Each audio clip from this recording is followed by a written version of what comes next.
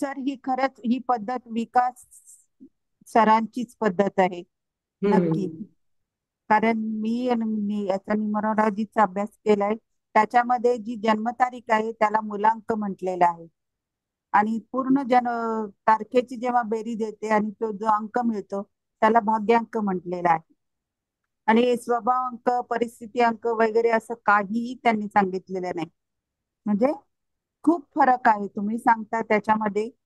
आणि प्रत्यक्ष एकदाच केला मी तो क्लास, एक दिवसाचा. बघूया काय आहे त्याच्यात. पण आता जे तुम्ही सांगताय ना ते पद्धत म्हणजे खूप अगदी त्या अंकांच्या मुळाशी जाण्याची पद्धत आहे असं एक प्रकारे वाटतंय. खूप छान आहे सर. धन्यवाद धन्यवाद. पण समजतंय ना तुम्हाला?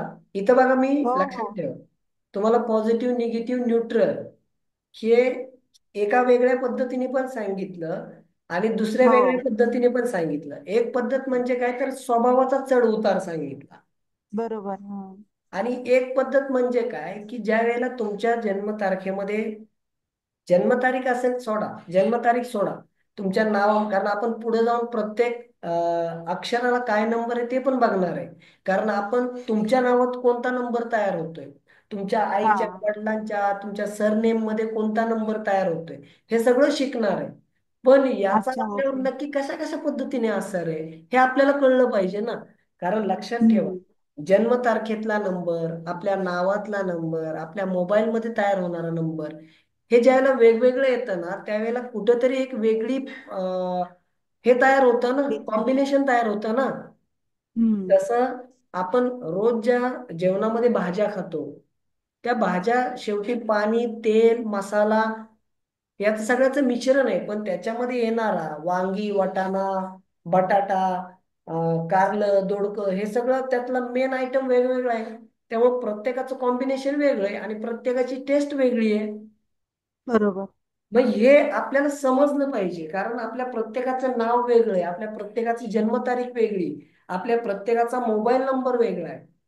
अलग अलग लक्षात. सगळंच वेगळं. बरोबर. मग या सगळ्यांचं कॉम्बिनेशन करून तुम्हाला कळलं पाहिजे की आपण कुठं कुठं कसं वागतोय, आपण कसं वागलं पाहिजे, काय केलं पाहिजे. जसं इथं असलेले बघा बरीचशी अशी लोक आहेत की काही लोकांना शास्त्र शिकतात आहेत पण वापरता येत नाही. मग याच्या मागे रिझन काय? आपल्या जन्मतारखेतला स्वभावांक काय याला बाधक येतोय का, किंवा आपल्या नावातलं काय बेरीज बाधक येते, हे तुम्हाला पुढे समजणार आहे आपोआप. अच्छा. अलग लक्षात, तुम्हाला ते कळलं पाहिजे बरोबर. की आपण काय करतोय. म्हणजे इथं तुम्हाला, मला काय करायचंय, तुम्हाला स्वतःला ट्रेन करायचंय स्वतःला. कारण तुम्ही ज्या वेळेला स्वतःमध्ये बदल घडवून आणणार आहे हे शिकून, त्यावेळेला तुम्ही इतरांच्या जीवनात बदल घडवून आणणार.